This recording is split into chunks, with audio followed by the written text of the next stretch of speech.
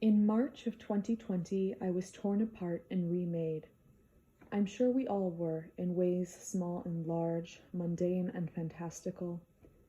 It's the month we all froze over with the lakes, the rivers, the month we stopped flowing and grew stagnant.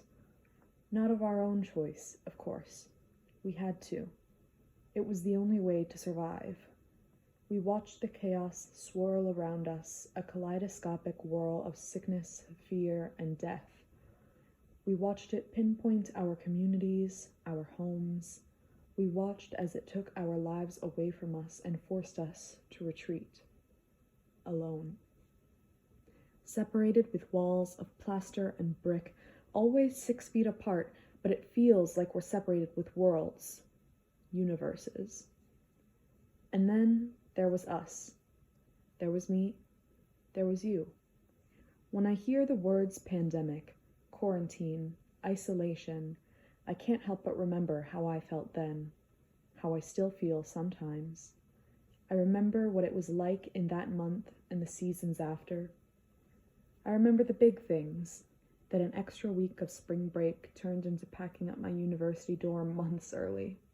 I remember saying goodbye to my friends. It wouldn't be too long, right? We didn't think so. I didn't know that I wouldn't see my grandparents for over a year. I didn't know that my aunt, going through chemo in Marseille, France, would have to retreat from the city and find a temporary home on a farm. And I didn't know, of course, how lonely I would feel in isolation. I remember the small things, too. Waking up in a cold bed, surrounded by suitcases full of school books. I remember that going to class meant logging on and hoping that an already anxious internet connection didn't keep me from the desperate interactions with all those little black boxes on the Zoom screen. I remember sometimes going to sleep at night without having said a single word out loud. And so I reiterate. In March of 2020, I was torn apart and remade, stitched back together into our distorted amalgamation. Now just wait until I can finally nail my wings to the wall, carbon ligaments lacerating plaster, bismuth bones leaking marrow. For months I've woken up to hollow houses, newspaper kingdoms, condensation creeping up stained glass windows and shrapnel dust bunnies. Every dream is a death, every morning a new ghost beside me, each haunting the last and waiting for a poem. I can write odes to eldritch angels and limericks to dying gods, but for myself, just wait until I can swallow the glass without choking, without gouging my throat, ribbons of muscle strung up and dedicated to yesterday, to when your lips grazed the back of my neck, to when we dismantled ourselves across the basement floor. At least we were together. At least our skin could touch, our hands could linger. I don't believe in night and day anymore. There are faraway wishes for the present and hours distorting into decades. There's the locks on the door and the memory of what could be a chain, what could be your fingers curling around my wrist, wondering if this is all there ever was. Our dog-eared photo booth portraits, fraying film tangling my tongue, torn journal pages smothered across the glass, papier-mâché elegies and obituaries. But the house is still empty. I'm waiting for someone to knock, anyone to raise off my blood-battered wings, appendages dripping with wax and smoke. Curling in on myself, I close my eyes and miss everything. Still, I am trapped in future memories. Obsessed with the fear that this moment will disappear, I burn everything into my retinas, overexposed fragments drowning each other out in blurry harmony. I grew up in this building of bone and ash, liminal spaces, uncanny valleys. Crystal dead things slink through the halls at night, disjointed spines of amethyst and opal shrapnel.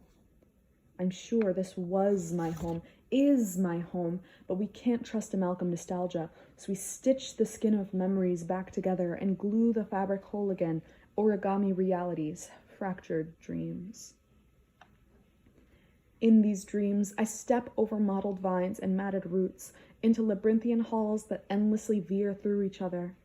It's impossible, this corrosion, these locks without keys, these rooms without walls, but still the doors rip into gaping maws, splintered wood teeth that froth with lead paint. The bones of memories long gone, never forgotten, stare at me, empty-eyed. They know who I am. My knuckles tear against drywall, and I'm desperate to remember, this is my home, this is my life, this is the memory I'll mourn in the centuries to come. I can't forget again.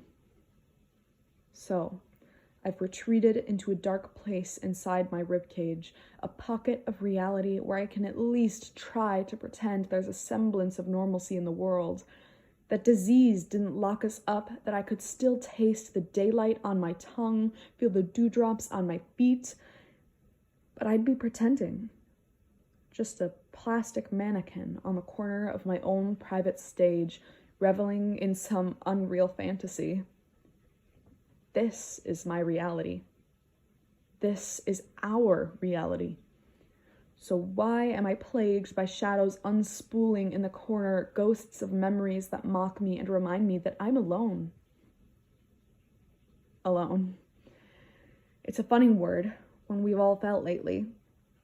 Even if there are other people in our homes, be it friends or family, I'm sure none of us are strangers to loneliness. We've invited her through our doors, to our tables, even into our beds. We had no choice. We all know what it's like. Snow creeping up to our doorsteps, cold seeping through our walls, static on the TV, scramble for masks and TP. God, we're just trying to survive.